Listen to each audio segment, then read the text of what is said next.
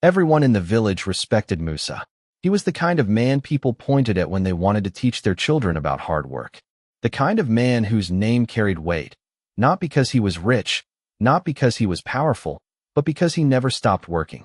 Before the first rooster crowed, Musa was already awake. While the rest of the village lay in silence, wrapped in sleep, Musa would sit up on his worn mat, stretch his tired body, and prepare for another long day. There was no alarm clock. No one called him. Discipline woke him. He would step outside into the cold morning air, pick up his tools, and begin the long walk to his farm. The sky would still be dark, the stars fading slowly as he moved with quiet determination. Day after day, this was his life. Rain or shine, hunger or strength, it didn't matter. Musa worked. And because of that, people admired him. Look at Musa, they would say. That is a real man. A man who understands life. But what nobody understood was that Musa's life was not moving forward. Years passed, and nothing changed. His house remained the same small mud building, its walls cracked from years of wear, its roof patched together more times than anyone could count. His clothes were always faded, always repaired, always just enough to get by. Even his meals told a story. Simple, small, sometimes uncertain. Yet every single day, he worked harder than anyone else. That was the part that confused people. Because around him, others were changing. Men who once struggled were now building houses. Some bought land. Others started businesses. Their lives began to rise, slowly but surely. But Musa? Musa stayed exactly where he was. At first, no one said anything. Then the whispers began. How is this possible? How can a man work this hard and still have nothing? But no one asked him directly. Maybe they didn't want to offend him. Or maybe they were afraid of the answer. Because from the outside, Musa never complained. He never looked jealous, never looked angry. He simply kept working. What people didn't see was what happened after the work was done. Every evening, when Musa returned home, tired and covered in dust, he would sit quietly outside his house, resting his body after a long day. And almost every evening, someone would come. A knock, a voice, a request. Musa, I need your help. Sometimes it was a neighbor whose child was sick. Sometimes it was a relative who hadn't eaten. Sometimes it was someone with a problem that needed money to solve. The stories were always different. But Musa's response was always the same. He would stand up slowly, go inside his small house, and bring out whatever he had earned that day. No hesitation. No questions. No conditions. Take it, he would say. And just like that, it was gone. This wasn't something he did once. Or twice. It was his life. Every time he earned, he gave. Every time he saved a little, something came up.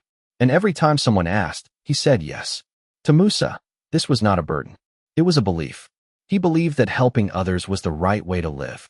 He believed that if he gave freely, life would somehow return the favor. If I help others, he often thought, God will help me. And so he continued, day after day, year after year, giving without keeping, helping without building, sacrificing without securing. Until one day, someone finally spoke up. It was an old man in the village. A man who had seen many seasons of life. A man who understood things most people ignored. He had been watching Musa for a long time. Watching him work. Watching him give. Watching him slowly stay stuck. So one afternoon, he called Musa over. Musa, the old man said, his voice calm but serious. You are a good man. Musa smiled. He had heard that many times. But goodness alone can destroy you. The old man continued. Musa's smile faded slightly. I don't understand, he said. The old man leaned forward. You wake up before everyone. You work harder than everyone. But tell me, what are you building? Musa paused. I am helping people, he replied. The old man nodded slowly. Yes, but you are forgetting something important. And what is that? Musa asked. The old man looked him directly in the eyes. When your time of need comes, who will help you? For a moment, Musa said nothing. The question hung in the air. Heavy, uncomfortable. But instead of letting it sink in, Musa pushed it away. God will provide, he said with quiet confidence. The old man sighed. He had seen this before. And he knew Musa would learn the hard way. So he said nothing more. And Musa walked away. Time moved on. As it always does. Musa continued his routine without change. Work, earn, give, repeat. But something slowly began to happen. His body started to weaken. The strength he once carried so easily began to fade. The long walks felt longer. The tools felt heavier. The sun felt hotter. The days felt harder. Still, he kept going. Because stopping was not an option. Stopping meant no money. No money meant nothing to give. And that was something Musa could not accept. Until one day, his body made the decision for him. He woke up and could not stand. For the first time in years, Musa did not go to the farm. He stayed on his mat, staring at the ceiling, his body too weak to move. Hours passed, then a full day, then another. No work, no income, no strength. And slowly, reality began to shift. No one came. No knock on the door. No voices asking for help. The same people he had helped for years were nowhere to be found. Some didn't know. Some assumed he was fine. Some simply moved on with their lives. Days turned into a quiet struggle. Hunger grew. Weakness deepened. And silence filled his small house. For the first time in his life, Musa had nothing to give. And now, no one was there to give to him. It was in that silence that the truth finally found him.